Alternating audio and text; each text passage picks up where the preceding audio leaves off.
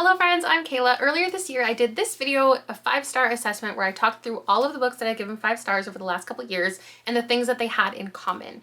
Not just themes or genres or topics, all of those things, but then more niche things. And it's not just things I like reading in books, because I've done exploration videos like that before and don't end up with 5 stars. These are the things that I like reading and often lead to a 5-star. So my list included things like apocalypse books, nonfiction that are a mix of memoir and educational material, books about books and authors, wedding-centric stories, books about obsession, portal fantasy, books that talk about death, fake dating, things that play with time, books that contain lists, books where people get thrown into unfamiliar circumstances. I think there was a couple more. And in that video where I talked through all the books that I love that fit into those categories, I also talked about books from my TBR that fit into those categories. And now today I'm going to read 5 of them. Well, I'm not going to read them all today, but in this video today that you're seeing, I'm reading all of them. So over the next week or so, I'm going to be filming anytime I pick one of these up. We're starting out with 2 romance books. We have A Holly Jolly Diwali by Sonia Lally, and this, I think, centers around a wedding. Okay, yes, we have our main character, 29-year-old Nikki. She is very practical, reasonable, and throws caution to the wind for the first time, booking a last-minute flight for her friend Daya's wedding in India. And there, I guess she's gonna fall in love.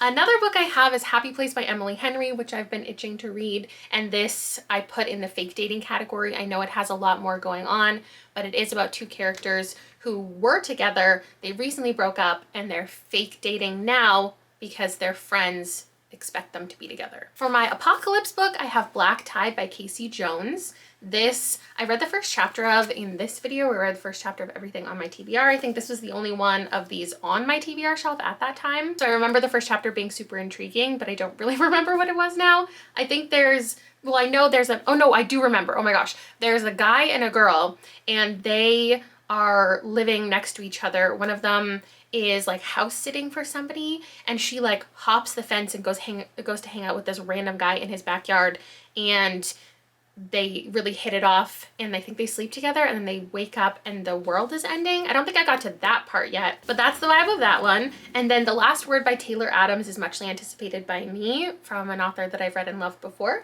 And this is the one that I picked that's about books and authors. So we have an author in here who received a bad review for his book, and we're following Emma, the person who left that review, and she is now being stalked and thinks it is that author. So it's home invasion, it's action-packed, that's what I've heard, and I'm excited to read it. And then lastly, I have Oona Out of Order by Margarita Montemore, which is a life and death kind of story and fits into my organization via lists category, and also plays with time. So I don't know the plot of this. I don't want to read into it. All I know is there's a woman and she has to piece her life back together, and she keeps waking up in a different time in her life. Her life is out of order. I don't know what that means, how she's supposed to put it back together, but I've heard really good things about it, and this is what I'm gonna read. So as soon as I pick one of these up, I'll let you know, and I'll kick off the vlog.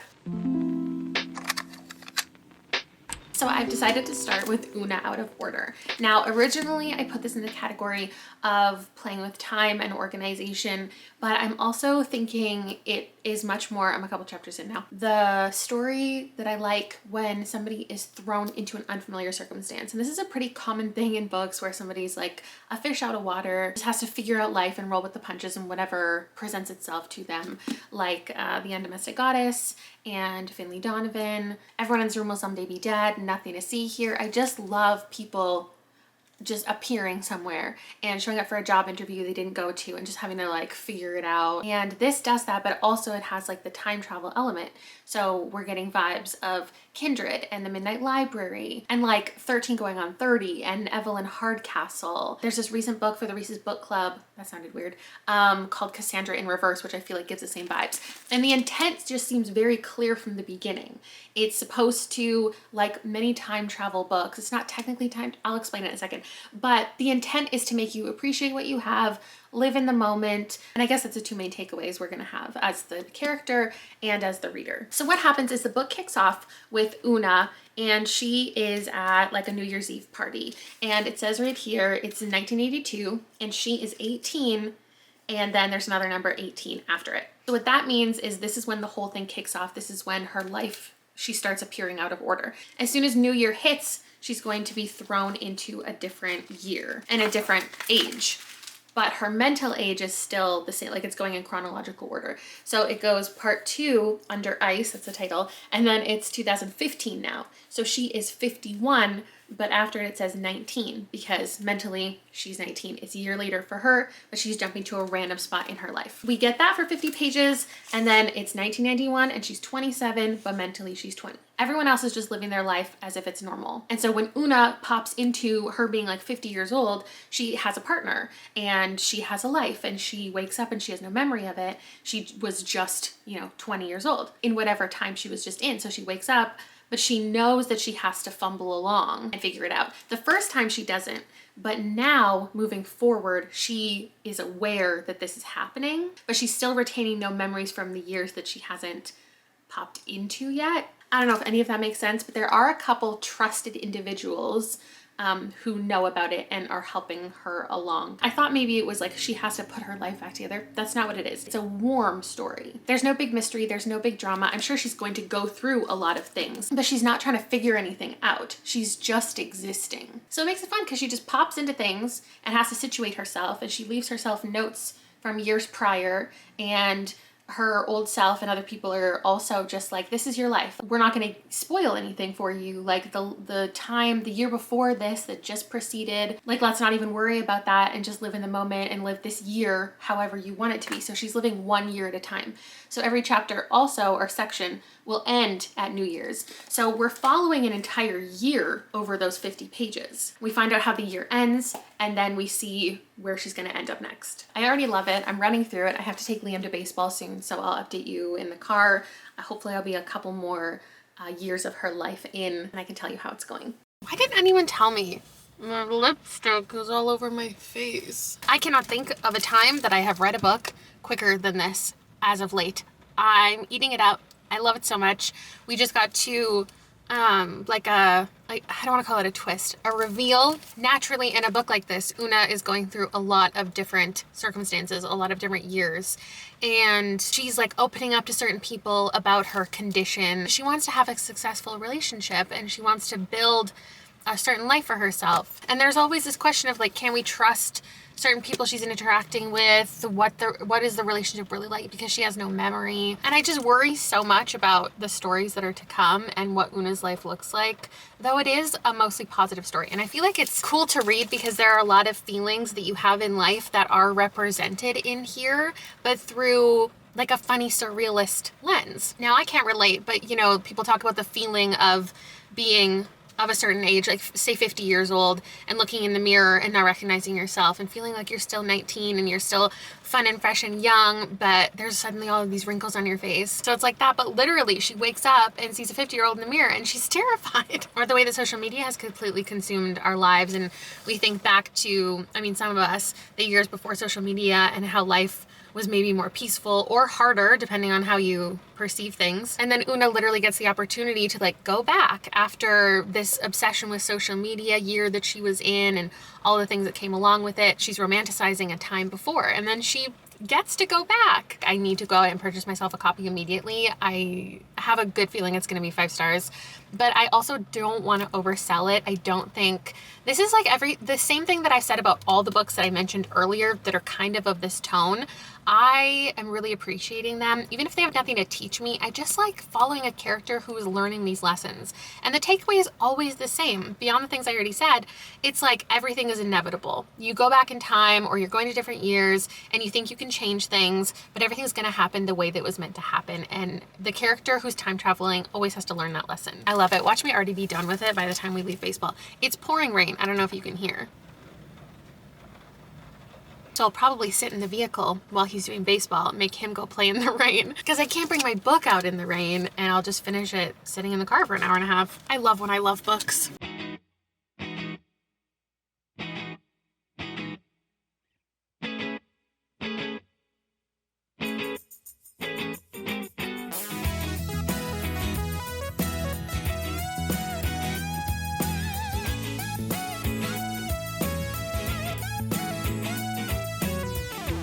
hypnotized, I don't know why she got me feeling this way. She's got a way about her. She's got a way about her. And I'm mesmerized like every night by every word she'll say. She's got a way about her. She's got a way about her.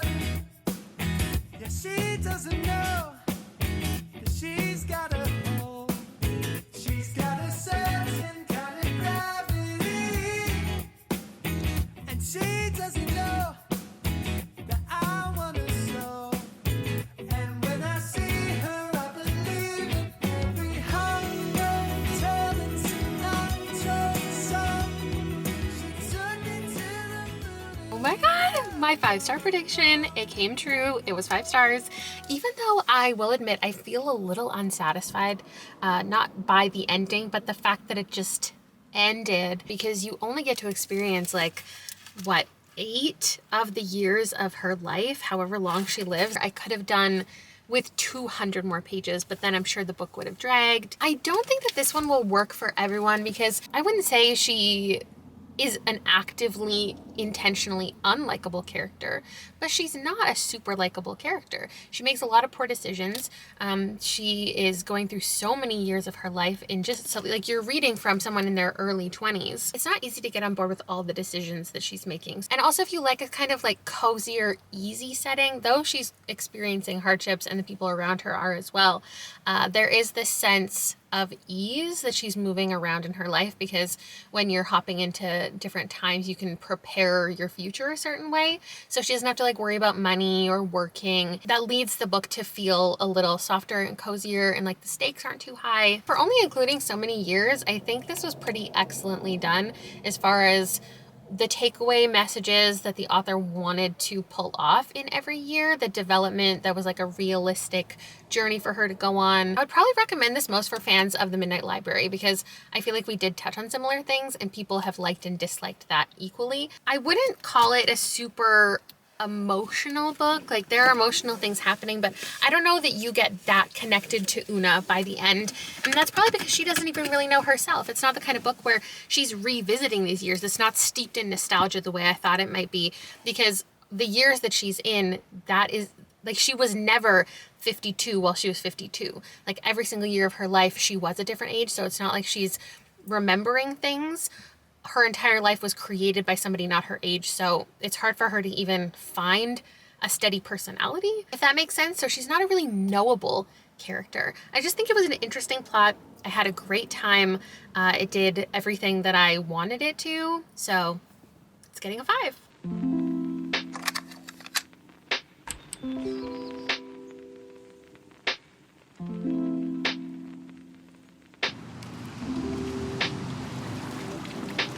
So I figured to read Happy Place, I should read it at my happy place, which is the pool. So we opened it today. And since this takes place at the beach, I felt like this was just the perfect environment to read it. I think these people will be a little distracting. Liam. He's not the most structured individual. But I got my unicorn ready. Well, Rob blew it up, and the sky is just like beautiful, not too sunny. Yesterday it was raining a lot. So this is a second chance romance / fake dating. One of those I historically dislike, one of them historically I like, so it'll be an interesting mix. And we've got a couple who've been together for a long time, but they've been broken up for 6 months, and then they go to their friend's like cottage. There's a group of, I think, 6 of them who have been best friends for a long time, and they haven't told their friend group that they've broken up. And so they're gonna fake date and pretend that they're still together to keep like the magic of the friendship vacation. I see I ain't trying to keep it concealed. Oh mama, I want it, just let it fall on. If you tell me that you want it, baby, it's a done deal. Oh mama, I want it, oh. Why you acting like you gotta wait for it, honey? I know I've been in your head like shea butter, honey. You go out and tell your friends that we ain't none. They be in the group chat knowing that it ain't 100. Tell your ex-man, brush up on his openers, cause I'm in California trying to put you where the ocean is. Hit the text late like you just now opened it. Yeah, I believe that. Oh, and I know you think you're still on the low, but I heard how you feel from from everybody. Okay, it's a little windy, so I'm trapped in the corner by all the floaties. Let me tell you about the first 10 chapters. So it's got some classic kind of Emily Henry banter, but it doesn't feel like the other Emily Henrys I've read. It's a little bit heavier from the start. Like the emotions are very clear. It's not as much witty banter. And I think that's partially because like we have an already established relationship. This isn't the first time these people are together, but we are getting like flashback scenes of how they came to be together as well. And there's just a more serious tone to me right from the beginning. Hey, cutie. And I like that because my issue with a lot of romance books is the ones that start out so fun, so rom-com, all of the banter, all of the hilarity, and then they devolve into really serious topics or conversations or emotions. And I know that that's the trajectory of a romantic relationship. But so this one, they just seem like much more serious people right from the beginning, which I'm liking. She is a doctor. She's taking it very seriously. His emotions towards her and him sharing his feelings are fun, but also like he's just laying it all out there from the beginning. And then obviously we know that they've broken up. So something went down. We have already kind of figured out who broke up with who. There are still some questions, and it is like a cozy, warm feeling, but it's not fun and lighthearted in my mind because there's these friendship stakes involved right away. Like that's interesting. I really like how all of the characters are like equally friends. Like the girls are friends with the boys. Harriet is having like conversations with the guys just as much as the girls. Also, there was like a book shopping scene in the first 10 chapters that was so warm and also gave us a good idea of all of their personality traits via the books that they chose and the genres that they read. Like, I think that was just a fun way to introduce all the characters. Okay, hello, here's my update. I am just squealing a little bit over this relationship, even though the relationship is over. Because they're like reliving certain moments together. We're getting flashbacks. There was this game of sardines that just really got me. Hello, is that a freezy? The service here is incredible. And then in present day, their fake dating is just phenomenal because they already have this like rapport with each other, obviously. So they're kind of playing with each other, and it's fun because like we know that neither of them have moved on and they're both attracted to each other still. Not just attracted, like I read a lot of second chance where it's just like you can tell they have, I don't know, like sexual chemistry, and they just always talk about how attracted the other person is, and that seems like all that they really have going for them that makes them want to be together. But this one you can tell there's a lot of emotional depth to their relationship as well, and so we're getting an equal amount of that in the flashbacks. But knowing that they're both not involved with anyone else, they just have this opportunity to mess with each other. And it's obviously like bad for them because one of them broke up with the other. So it seems kind of uneven, but it still reads as fun when they're going out and they're obviously trying to show that they're still affectionate towards each other around their friends.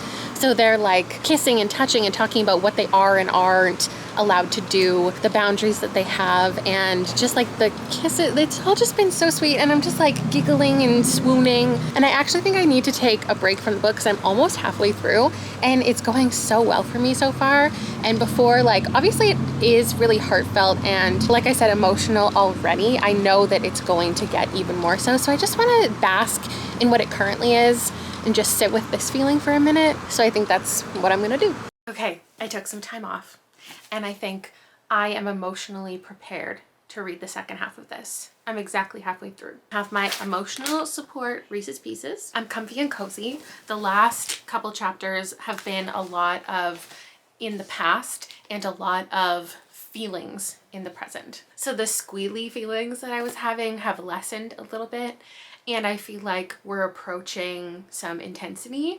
I have 2 predictions for like things that are being kept a secret from us, but we've also gotten a little bit of an inkling into what transpired to have them break up, and I'm ready for that to just blow up. But I still have 170 pages to go, so I will check in with you soon.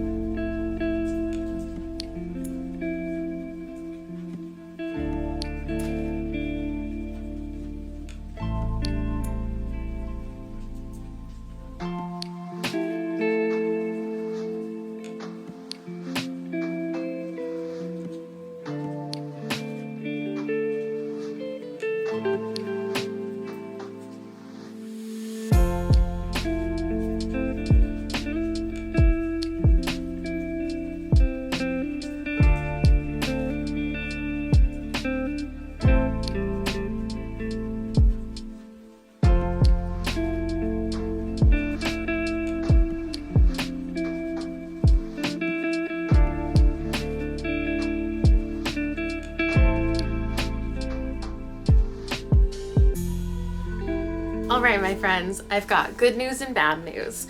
I have found my new favorite Emily Henry, but I have not found a 5-star, but this was close. I'm giving this a 4.25, which is the same thing I gave 7 Days in June, which I feel similarly about. It's like this couple, right person, wrong time, dual timelines. There's also a lot of outside stuff going on, like friendships, family dynamics, workplace stuff, and a main character who is grappling with a lot of things and trying to balance all of this stuff. But there is still a romance at the heart of it. Honestly, I thought this would be heavier at the end of the day. I thought like there was a big secret gonna be revealed, that like it was gonna be a devastating kind of ending. And I was thinking, like, that's kind of crazy that Emily Henry, after these romance books, like this is just so bold of her to write a really emotional, not happily ever after kind of romance, just based on the way that people have been talking about this book. And like, good for her, because we wouldn't see that coming after all of that happier stories. All of her books have heavier stuff. This one was definitely the most emotionally impactful, but it was still a love story at the end of the day, without a doubt. And I think it's one, like 7 Days in June, where I question the relationship and if these people belong together and if this is what's best for them, but they're also dealing with the same thing. All the thoughts I was having as a reader, they had every conversation I wanted them to have. They're imperfect people, which I enjoy reading about. I have to say my favorite part was the sex scene, for a different reason than you'd think. And it's that it almost fell into like my least favorite kind of trope, or just vibe, where people are crying and then suddenly they're getting it on. I hate it. And while it was moving that direction and things did kind of happen, he stopped it and was literally like, I don't want to do this while you're upset. And I was like, thank you. Win, what a joy. I think Win is different from a lot of Emily Henry protagonists, and in a way that maybe some people won't really be into, but I think it was a really beautifully done character. And yes, the friendship took up a bulk of the story, but I really loved that. Seeing them kind of falling apart and having issues and coming back together, making realizations about their friendship. It felt really raw and honest, and not the most fun, lighthearted read, for sure. But since it was that vibe the entire time, I could get on board. It wasn't this descent into sadness. It was melancholy, like from the beginning. I had a good time. I like both of these characters, and I'll see you when I'm reading my next one. Today's the day we read about the apocalypse. And maybe the day I'm gonna clean out my vehicle. No promises. I feel like apocalyptic fiction is easy for me to add. It's not just something that I like reading, but it's something I often give 5 stars. Also, it's published by Tor Nightfire, which just bodes well. Compared to other publishers and other imprints, I give Tor high ratings more often than not, though there have been some stinkers the last couple years. I just really like survival stories. I don't know that I've tapped into why exactly.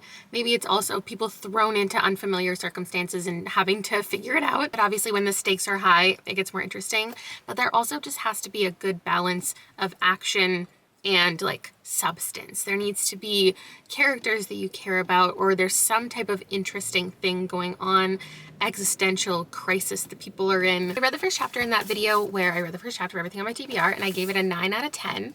So it had a lot of intrigue, and we're following this woman named Beth. I'm guessing we're also following another character because Beth's name is at the top of the chapter that I read, but she basically is house sitting for this family in this rich neighborhood, and there's a guy next door, and she like hops over the fence and hangs out with him in his fancy mansion, and then they sleep together. It says it's about 2 self-destructive souls and there's unspeakable horrors. Unfortunately, I learned in my blurb video where I was reading books that my favorite authors blurbed that a lot of my least favorite authors have blurbed this one. So that makes me nervous, but I do also like the idea of an unlikely duo or like a romance pushed into an apocalyptic scenario. I'm not sure if that's going to be the vibe. I'm just thinking of pestilence. No, I don't like romance in an apocalyptic scenario. But I could. I feel like I could. Anyway, I just have a couple appointments, and then I'm going to read some of that, and then I'll talk to you. All right, my friends. The good news is this reads pretty quickly. The bad news is I am not having a good time. And not because it's bad, but because it's just so dude horror. And I'll say it again, just like I said last time, I don't think all horror by men are a certain thing, or only men enjoy a certain type of horror. It's just like I can't help but think, I don't know if anyone here has had the privilege of going to like a movie, like going on a date with a dude bro. I unfortunately have. And when you go to a movie and it's like got, you know, action and character work and beautiful, tender, like it's a mix of things, but like the dude bro is very much like, when's something gonna blow up again? Like that's what this feels like. It feels like it also feels like, do you know when you write a journal, when you're like keeping a diary and the first page or the first paragraph is like so pretty, like you really take your time and your writing is so lovely, and then once you get to the end you're just like scratching at the page and your writing just gets messier and messier. That's kind of what I feel about this book. It feels like it started off really strong because it had to hook you and it had to make you think it was a certain type of story. And then the dude bro was like, okay, let's make some shit explode. Bring in the monsters. Let's talk about car wrecks. And I just can't appreciate an action-packed story as much as I wish I could. I wish I could appreciate the other things that this author is trying to do.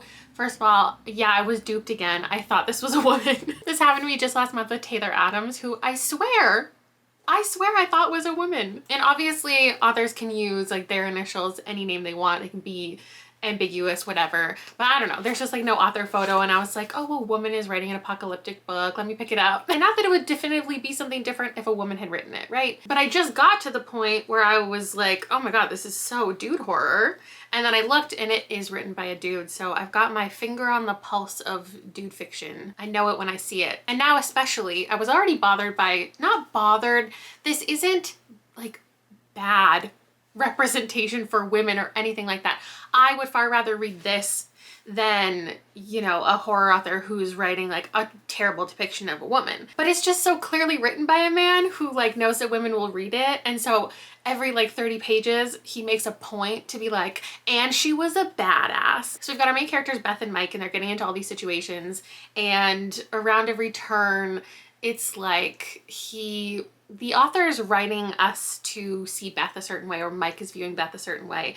And it'll be like, there's a moment where she gets a chance to be really maternal. And so on the next page, he makes sure to be like, and she's a badass. Don't forget she's a badass. Like literally using those words. We know that Beth has like a dark past. There's some substance abuse issues, and she's such a badass. Like, oh my god, this woman is so hot. I slept with her the day we met. But like, also turns out she's a badass. It just comes off a little heavy-handed to me. Like you can tell the author just wanted to write a scene where he could tell us for 3 pages that he knows how to drive a standard and explaining like how the clutch works, but he lets like the woman explain it because she's such a badass. It feels like Jurassic Park meets Bird Box meets San Andreas. And there's nothing wrong with that. Like, this is not me shitting on this book. It's just that I want an end of the world scenario, but I also want there to be some other type of substance in there, and I don't feel like there is. And the stuff that's inserted doesn't feel like he wanted to write those scenes. They don't feel genuine. They don't feel like a real exploration. They don't feel really thoughtful. They just feel like, let me throw in this little bit of character work so I can get back to the fast cars and monsters. And listen, if I had read the blurbs instead of just the authors who gave them, I would have known the tone. Cinematic, fast-paced, pedal to the metal storytelling. This is one gnarly day at the beach. My bad, but hopefully this will lead the people who really love this type of book to it. So let me finish it and give you my final rating. And I'm gonna give it like a 2. I know there's a lot of people who will still really like this. People compared it to A Quiet Place, which I don't completely agree with. Conceptually, maybe, with like the cosmic horror of it all, not really knowing what's happening, having to be really careful and quiet. I guess in that aspect, sure. But like if this were to be adapted into a film, they would have to do a lot of work to build out actually realistic characters and a relationship that's believable and we feel like we've earned as an audience. I think the location is interesting. Like it all kind of takes place just on this beach. It feels very isolated. There are other characters that come into the story that I didn't end up liking their POVs. I wasn't expecting more POVs. Beth's job, I didn't mention, isn't just house sitting, but it's also pet sitting. So there is a dog involved for a lot of the story. And he is in distress for a good amount of the story. The good news is it was a quick read. Like, this was a one afternoon thing, 240 pages. It didn't bring anything new to the table. And in that, it wasn't hard to read. It wasn't hard to grasp the concepts and just be in on the fast-paced journey, which is what it set out to be. So, as always, ratings are subjective. The book didn't wrong me in any way. It just wasn't my type of story, and that's unfortunate. But now we can move on to another romance. Honestly, Black Tide should have been, like, it should have really lead romance. It should have just been smutty, like end of the world. Let's get it on since we're stuck in this car. I don't know. But this is a holly jolly Diwali. I just spent a little bit of time taking pictures for the book charm shop, so it is officially restocked. There are some beautiful pieces going up. Hopefully some or most will be up when this video goes live. And now Liam's about to get off of school, and then he has a baseball game this evening, so I probably won't update you until late tonight or possibly tomorrow. Don't mind my eyes watering. I just had to swap out my contacts. I'm not crying over the book. Not yet anyway. So I started a Holly Jolly Diwali. I'm thinking, like, why do I like wedding books so much? I'm a big event girl. Not personally. Like, I didn't go to prom. I didn't have a big wedding. I didn't want to attend either of those events, but I love watching other people prepare. I think it's about the preparation, because when I think about wedding stuff, like, I would never watch like a celebrity wedding or any of those shows, like is it Love is Blind or like Love at First Sight or whatever those ones are where there's a wedding involved. I would never watch those, but I will tune into something like Say Yes to the Dress. It's the preparation, it's the organization, it's leading up to this big event and the excitement, and I think there's just something satisfying about seeing all the pieces come together. In another life, I swear I'm a wedding planner. So I like to read wedding-centric books or ones that are leading up to one, especially if it's romance. It seems to be like romance or thrillers. I have only given like 5 romance books 5 stars ever, and 2 out of the 5 were wedding related. And I don't know if I've told you yet in this video, but there is a part 2 coming to this. These are my 5-star predictions. Like, technically they're not 5-star predictions, but we're calling it that. And then next month I'm doing your 5-star predictions, things that you commented. And again, I have 2 romance books and they're both wedding related. So I think that's gonna be fun. But regardless of the genre, I think it's just like the build up to an event. I love movies that end in a prom. Maybe I would like movies that lead to a wedding too. Like, I know it's blasphemous, but I've never seen The Wedding Planner or My Best Friend's Wedding. We have our main character, Nikki, and she is going to India for her friend Daya's wedding. It's also the same time as Diwali, which is the Festival of Lights. And there's just something about being in this environment that is going to make you feel romantic. That's why I think romance books centered around weddings are fun, because you know you're nowhere near ready to get married, but you want to celebrate with your friends, and love is just in the air. And when there's people at the wedding that you've never met, like, there's just the opportunity for fun new connections. So that's what happens with her. She meets this guy named Sam, which is interesting because at the beginning of the book, she's like going on a date with a different guy. And I was like, oh my gosh, is this going to be a love triangle? But I don't think that's the vibe. I think that's just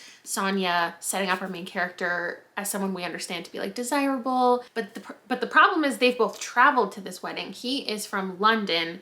She's from somewhere in the States. So she's battling with, like, should she have a fling? Will people judge her for that fling? Can she see herself having a fling with this guy and not continuing a relationship? Is the relationship something that's reasonable when they live so far apart? I'm halfway through and we're still leading up to the wedding, so there's lots of little events to attend, lots of people to mingle with, and I'm having a nice time. I don't know if this is gonna be a 5-star because I don't know if I see the chemistry as much as these two see the chemistry, but I'll come back to you with my thoughts. It is so late, I forgot to tell you what I thought of this book. I think I'm gonna have to give it a 3, which is pretty normal for me in romance, so nothing against this book. It was probably like 60-40 romance to personal growth. It was definitely about her as like a 30-year-old living in Seattle and losing her job and deciding to just, like, for the first time, live life in the moment. She challenges like what her parents want from her, challenges what she's always expected from herself. I don't really love the direction it went with like that other love interest. I just don't know if it was fully necessary like for the story arc that we were getting. And mainly I just like didn't love them together. He was a fine love interest. I can see why they like each other. But he didn't do anything for me. Like I didn't find him particularly appealing. He was nice. But like, did I really feel a deep connection? No. They had a little meet cute. It was kind of insta love. They're already planning their lives together pretty early on. And then they're just spending a lot of time together, which is nice. Like you might like this type of story if you want the people to like meet each other's families and start connecting really thoroughly rather than having like a fun romance. Like she goes on a trip like with his whole family, is kind of staying with them for a while, gets to know them all. They all get really comfortable with each other pretty early on in their relationship, not early on in the book, which is great because that's what they want, right? Like I can see why a romance would work for the characters, but not for my experience reading the book.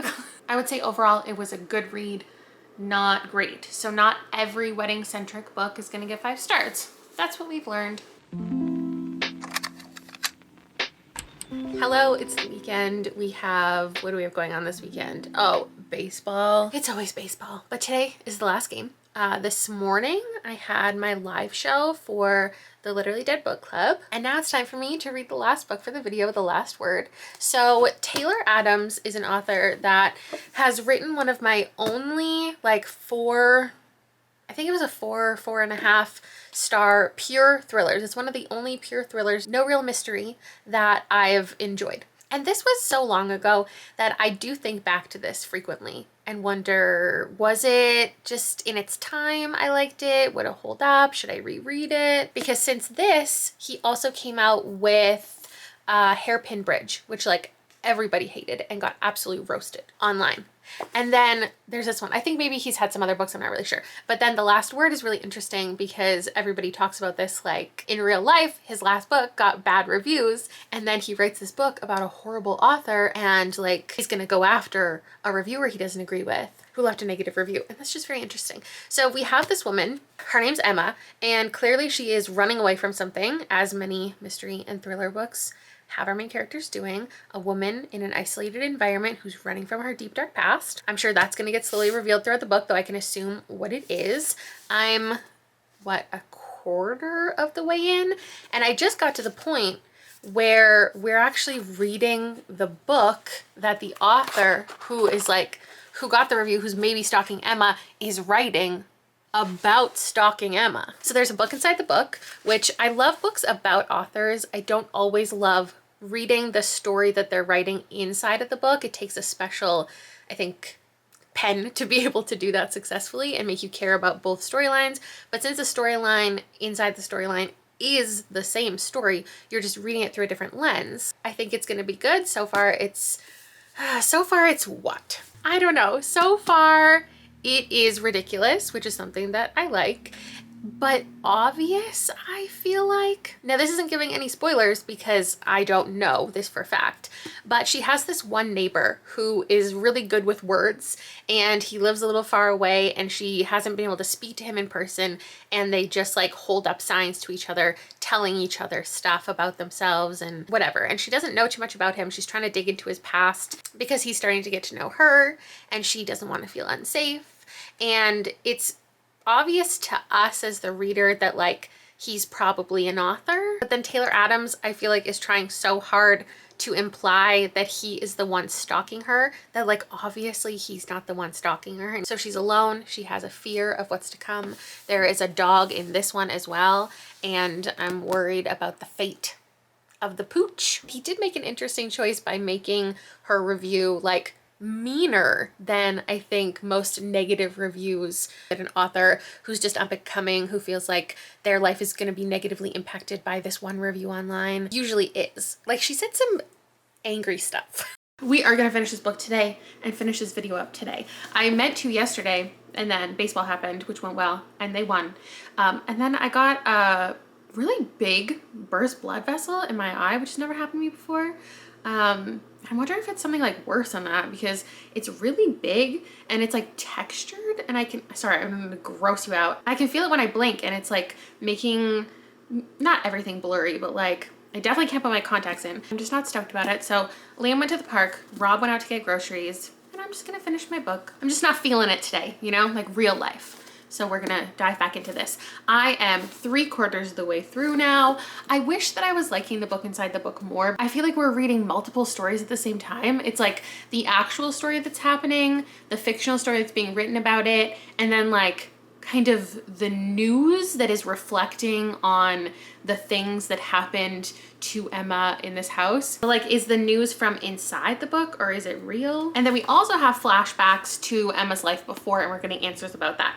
I have to cut out an entire 2 minutes of the clip that you saw just before this because my prediction of the plot was completely correct. Like, not even just a little bit, but I made a 3-layer prediction and it's all correct. It feels like the kind of book that makes you think you know what's happening and then pulls a plot twist, and then that plot twist leads to another plot twist. So it's just kind of these constant gotcha moments. And a book like this, where it's about an author and it's about a reviewer, you know, and somebody is getting murdered, and it's also about like books inside books. And why I like books inside books is this type of book can go 2 different ways. So it can take like a real author kind of experience and the silly over-the-top things that happen in fiction and critique those things, and then give the main character or the final girl or whatever this moment of retribution, that the things that don't typically happen in these mystery books, she is subverting all of the expectations within the book. You know what I mean? Does that make any sense? Or it can be like satire. So it really leans into the things that already happen in thriller mystery books. It's not trying to go against it. It's really leaning in.